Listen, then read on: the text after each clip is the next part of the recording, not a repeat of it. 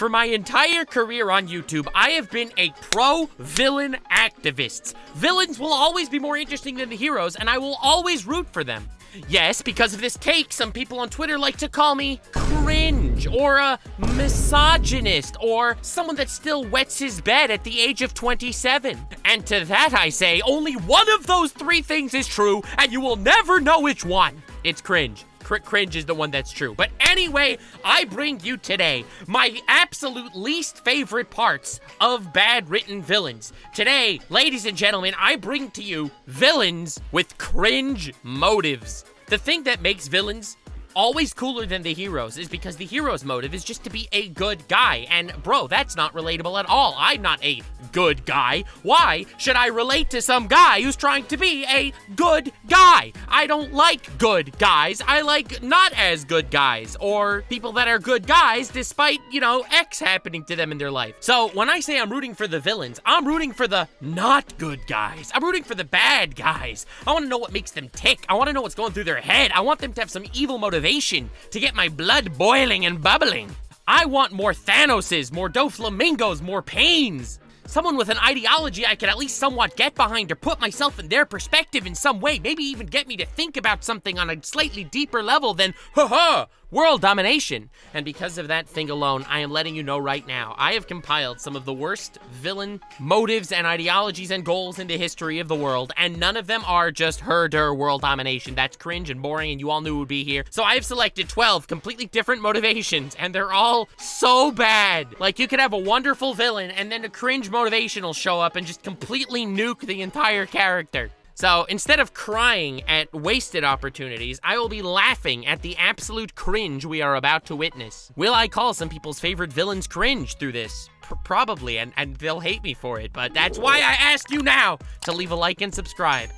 Let's jump right into it. Everyone remembers Mizuki from Naruto, right? And now, again, I am going to be including filler villains and filler backstories on this list purely because this isn't like some sort of gospel list of terrible villains that you should know about. This is just making fun of absolute shitbag characters with terrible motives. So, Mizuki starts off introduced in Naruto in the very first episode as this dude who manipulates Naruto in this cruel fashion to steal the legendary ninja scroll of forbidden jutsu, which Naruto does, and Naruto eventually kicks his butt, and he's never heard from again in the manga. In the anime, he has an entire filler arc where he's the main villain, and he's kind of hilarious.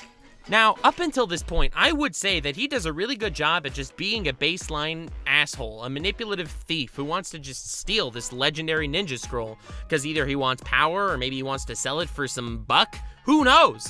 And he's a pretty vindictive and malicious way of doing all of that. He manages to trick all these elders in the village who are much more powerful ninjas than he is, and he manages to infiltrate, to steal, to manipulate, and he's an overall crazy psychopath, and honestly, they could have just really left it at that. He was a one-episode villain, a one-and-done that was beaten by Naruto as a 12-year-old, before Naruto mastered a single jutsu. They could have just left him to rot in the annals of history, and oh baby, did they humiliate him with maybe the worst backstory in the history of villain backstories. So now his motive is to become really strong, which all in all is not a terrible motive. It's, I guess, pretty generic as far as motives go, but I mean, he got Naruto to steal the scroll. I guess we could totally understand why he wants to be really strong. That's very legitimate so far. So what does he do to become very strong? Well, actually, he was working for Orochimaru this whole time. You know the terrorist pedophile? Yeah, that guy. And Orochimaru promised to make him strong. Okay, all right, cool. All right, cool. But what are his motivations for being so strong? To rebel against his village, to basically manipulate a child, to be an absolute disgusting and vile human, almost killing Iruka-sensei, someone who's been his friend for years. Well, you see, Mizuki had a tragic backstory, and that tragic backstory is Iruka's parents were killed by the nine-tailed fox when it attacked the village. I know you're probably scratching your head wondering, I don't understand. Why is this a tragic backstory for Mizuki? Because you see, when Mizuki was a child, Iruka-sensei was always the star of the show because his parents were murdered. And Mizuki was jealous. How could this man always get all the sympathy and all the attention because of his dead parents, when I, who came from a perfectly normal family, am not getting any of the sympathy and attention? This is not fair. Now, to rectify this horrible situation, what did Mizuki do? Well, he partnered up with Iruka-sensei and spent every single day of his entire life just trying to make Iruka-sensei slightly more miserable, because how dare he get all the attention from having his parents murdered when he was a child. I kid you not, this might be the greatest possible tragic backstory for him to come up with this epic ideology of grabbing power by working for a terrorist pedophile. Straight up, the GOAT of backstories. Now you can see why I'm saying we can actually laugh at these lame motivations. Because normally, lame motivation just equals, oh, he wants to become strong for the sake of being strong. Oh, he wants to take over the world because it would be pretty bitchin' if you controlled the world. Now, yes, that's boring motivations, but I'm talking just a level of lame motivation far beyond anything you've ever conceived. And that brings me to the next character on my list, Mahjal. From fullmetal to alchemist. Another filler villain. I'm going filler back to back here because the rest of the characters on this video that I'm going to be mentioning are actually canon. So I did want to mention all the filler ones first, just because filler villains, I don't know who's writing this shit or who's coming up with this idea, but you see, this dude, Mahjal, he's suffering and he's going through life trying to master human transmutation in one way or another. The forbidden taboo sin that will literally create horror homunculus monsters into reality. And he's going out there, endangering his life, endangering his future, endangering humanity itself to master this ability because he misses his girlfriend Karin, who he hasn't seen in so long. Now, I know you're probably thinking, listen, bro, he has a girlfriend. He has more riz than you ever did, Nuxanor, and I say to that, fair point. However, caveat, you are defending him irresponsibly because you probably think, well, Karin died and now he wants to master human transmutation to bring him back to life because, oh God, what's he going to do? What is he going to do? He's living such a sad life now alone. Oh, you foolish, foolish boy. His girlfriend, Karin? No, she's not dead. She just got older. And she's not beautiful anymore. So he goes on this weird misogynistic rampage, binding women's souls to dolls that look like Karin used to look, so to transform them into what his girlfriend used to look like before she got wrinkles. The most idiotic rampage of history's lamest and dumbest mass-murdering misogynist I've ever seen in my entire life. I'm telling you, filler villains are just a next level of absolute garbage bullshit ideologies. None of them are strong enough to give them the ideology of world domination. So they have to come up with, like, just some incredibly obvious, dynamically polarizing opinion that there is no conceivable way anyone could possibly get behind. And ladies and gentlemen, they fucking did it. On to the next incredibly cringe and terrible ideology that just, like, impresses me with how unabashedly horrible it is. And this is actually coming from a character that I genuinely like. So remember how I said Mizuki devoted his life to just fucking with freaking Iruka-sensei the entire time because he was jealous of Iruka-sensei? Well, this one's kind of similar to that. That's why I'm mentioning this one next.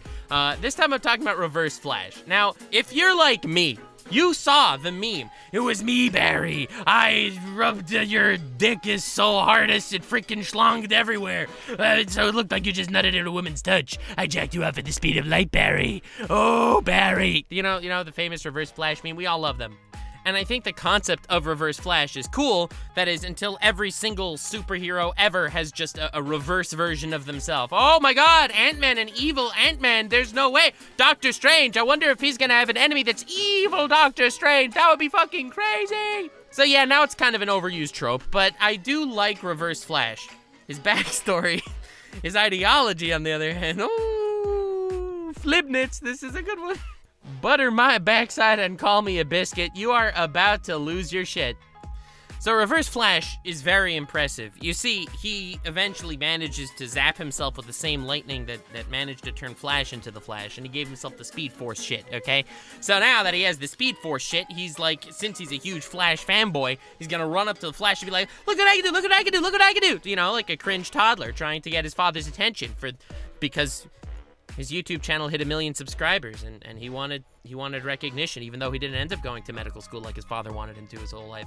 And maybe his father would then appreciate him or appreciate the path that he's chosen. But no, his father decided not to pay attention to that at all. He said, "Why are you talking about anime titties on the internet? What is this 2D avatar of yours? That is so incredibly cringe. You should have become a doctor. I don't want to ever speak to you again, son." hypothetically speaking, not that that would happen to anyone I know. I'm just as a complete random tangent and example. Anyway, much like this person's dad, Flash was not that impressed. He was like, okay, cool. Anyway, I'm gonna go save more people. And this slight at Reverse Flash sent him down a spiral of incredible regret, a spiral of pain, a spiral of Palpatine. He decided, no, I will not take this dad going to get milk response for an answer, and I will fuck with your entire life. He will go to the past and murder his mom, and go to the past and murder his girlfriend, and go to the past and break his leg, and go to the past and cause the entire effect that ends up making Flash the Flash. This man fucks with the Flash to a macro level. Every little aspect of Flash's life and every even slight bit of positivity in his past just is toys and tools in the hands of Reverse Flash to just kind of fuck with a little bit. This is his entire story. And while, yes, it's kind of hilariously petty in an incredibly relatable way, I love petty villains. Petty villains are some of my favorite villains of all time, like Keemstar, for example. But I digress. Despite loving petty villains, I'm not gonna sit here and make believe that the ideology that went into Reverse Flash is not absolute dog water compared to the actual stuff that he did. Bro, his entire motivation came from, thoroughly unimpressing his idol, and he decided, you know what, I'm gonna dedicate my entire life and character arc to just ruining every possible bit of goodness he's ever had. Holy shit, it's like a level of dedication I respect while acknowledging how shitty the motivation is. Now, the next villain I wanted to talk about is Dr. Gero from Dragon Ball, and he's more encompassing the entire, enclave of villains that their entire character, their entire motivation and ideology is completely hinged on the fact that they want to just eradicate the main character. Why? Because I don't like him. Now, I know that there is definitely reasons for many characters to want to fight main characters. It's not like every type of villain that wants to fight the main character is a cringe villain or something. No, obviously not. But when it doesn't actually fit into the character's motivation, you just needed to make them this evil, vindictive character just completely going up against Goku for the sake of it, then they deserve a mention on this list. And in this case, it's Dr. Gero. Let's look at Dr. Gero's personality for just a second. His character, his ideology, and all that stuff before he actually becomes some sort of major villain dude, okay? This dude was part of the Red Ribbon Army, a massive private military that was completely designed to overthrow the government, all right? That was his goal, that was his shtick, that was his thing, and he just wanted the military to become more powerful. He wanted to make a ton of money, a ton of weaponry, a ton of shiz, so that he could overthrow the government. Incredibly based of him, I know. And because of that, obviously, the best way to gain incredible power is, getting a genie. So they were going after the Dragon Balls. So all in all, pretty good stuff. I would say as far as Dragon Ball villains go, man was kind of good. But as far as Dragon Ball Z villains go,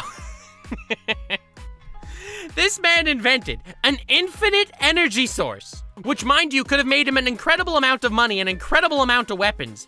And then he merged different alien species together to create a perfect organism. Of course, he puts all of these powers in the hands of unstable aliens and teenagers and stuff like that. But also, he literally created immortality. He made himself immortal. He could have accomplished every single thing he possibly wanted. His entire ideology and entire motivation could have come to fruition. He could have managed to create an army, create weapons, become the richest freaking person alive, dole out immortality to an army of super soldiers, but instead, now he just wants to kill Goku. Oh no! Once we're on Dragon Ball, in general, there are some Dragon Ball villains that I do think are like the cream of the crop villains. I love me some Frieza. I love me some Vegeta in the early arcs. I even love me some Cell. But I don't want to dwell on Dragon Ball much longer because I already talked about Dragon Ball. Could we just mention how in the Triple Threat Saga, Broly hated Goku because when Goku was a baby, Goku was crying a lot, and Broly found that very annoying. And due to how annoying he was, he wanted to destroy him.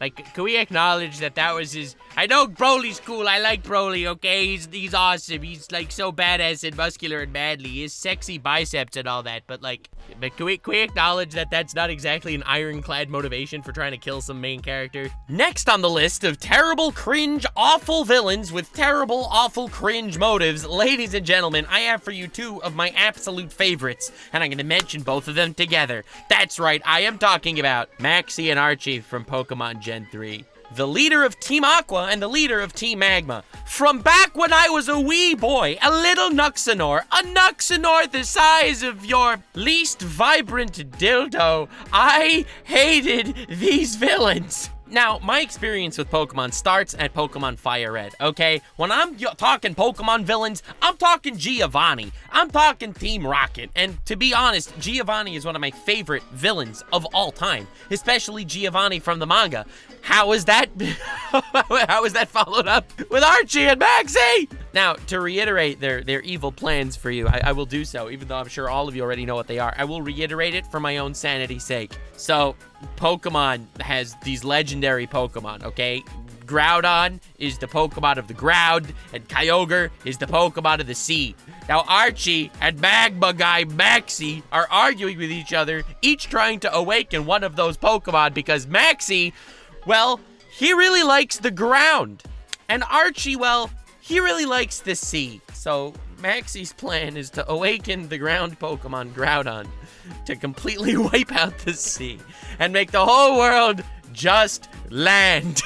And Maxie's plan is like, oh, you foolish boy, Maxie, I will awake Kyogre to turn the entire world into just water! Dude, even when I was a kid trying to wrap my head around the stupid 4 brain cell plot of Pokemon Emerald, I will not lie to you, their motives have eluded me, and they still elude me to this day. They might be my favorite awful motive evil villain of all time. Like, there is no amount of mental twisting and whirly-gagging that you could possibly make to even conceive some form of reality where Maxie or Archie have motives that even somewhat make sense. Like, the whole symbolism of Groudon versus Kyogre, and you need to go get Rayquaza to stop the fight, all that's really awesome, all right? Pokemon of the air, of the ground, of the water, freaking awesome Pokemon. I love all the Pokemon.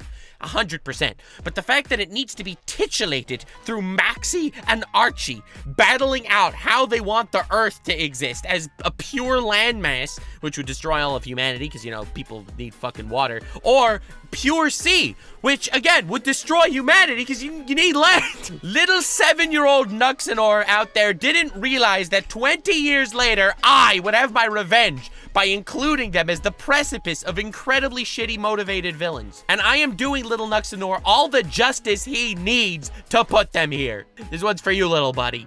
And to all of you, I am so grateful you've taken the time to watch this video. Have yourself a most wonderful evening. Comment below terrible villains for any reason. Terrible motivations, terrible villains, bad backstories, bad ideologies, cringe ways that they were killed. Bro, I want to talk about terribly written villains almost as much as I want to talk about well-written ones. So remember to stay weird, fam.